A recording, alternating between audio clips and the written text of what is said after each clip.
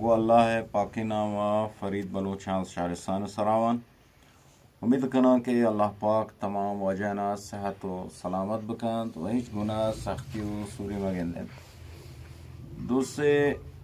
जोस कोरतात चुनका माँ अंगुश गुजारी कने हमरा कमाना का در کلیپ گذاشته توضیح دا کمانه که چونکه وگیره کمانه چونکه کشته نکن دوستان محترم اول بنیاد سروز الفبای موسیقی تا زمان شما الفبای مسکید شما سروزه نسکید و قبل از هر چیز زمانی که شما لانکو کیر کنید باید شما لابسی ساز ببینید چون هر لانکو که مالی یک کزی سیمانو و الان اولی که نوت چه مایده های مثلا چه ایده نوت نه دست یواش یواش کجا که سروز آواز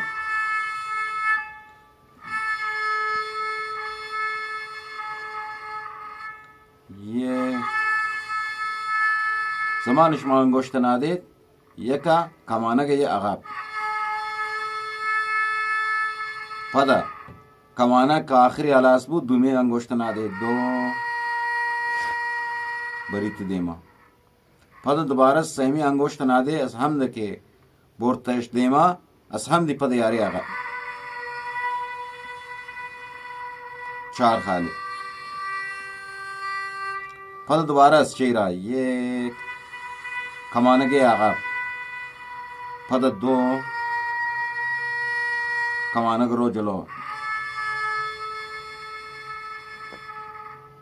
کمانه که دوباره آقا چار خالی الان هذا یه ٹیپ تتش ٹیپ کار کنه به همین حالا یک دو سه یک عقب کمانه پدا موقعی که کمانه که شما کجا حلاس بود کمانه که جدا مکنه دیگه همین جاگه که داشته پدا دومی ناده دو از هم دی حرکت ده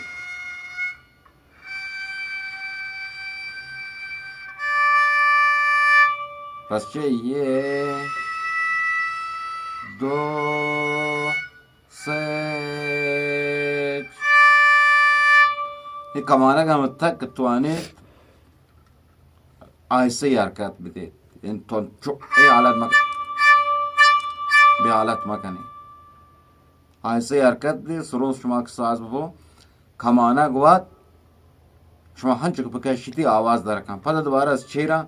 ٹیپ یک دو جلو لما کمانه که نکشم میشه که آموزشی و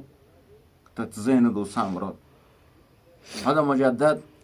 پیتش با هم بریم مثلا پیتش با هم کار کنه که آده مثلا متصل ببید سر ٹیپ یک دو سه چهار روید سر ٹیپ ایشی مرحله دومیو پدا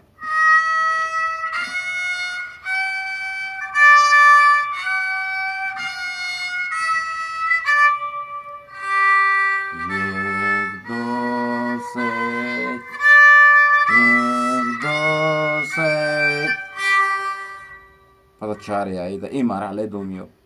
مرحله اول کشو ساده یو چه ایده دست اما سر نوت فشارنه هرچی شما دست گشتر زور بده نوت گونگه بو پس فشاری ما ده با فشار داتین آواز در نه یک دو سه یکی سب کن مرحله اول تمرین الفبای موسیقی پدا همه جگه یک دو سه چهار 4 خالی و پد های سر تیپ.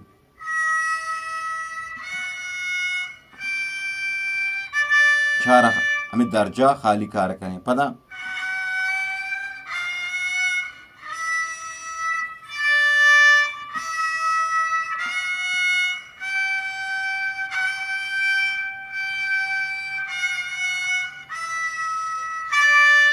غلام پیتش از تیپ بیای سر زیل.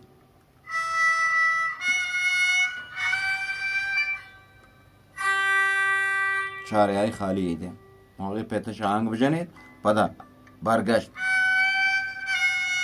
3 4 سرود یکم کراس کنی سر زبانه ایت. الان بام هم منته انشالله توضیح دهیم. ایت در حد شک شما بتوانه انگشتان چونکا کنی کمانگا چونکا بره. فقط چند چیز هست. یک کمانگا ایده که گری یکم سپتی بگیری ایده که هم بریت جاگا ایده نهو کمانگا ادام ایجا این از جای خروکناتا تقریبا 3 انگشت ایجاگا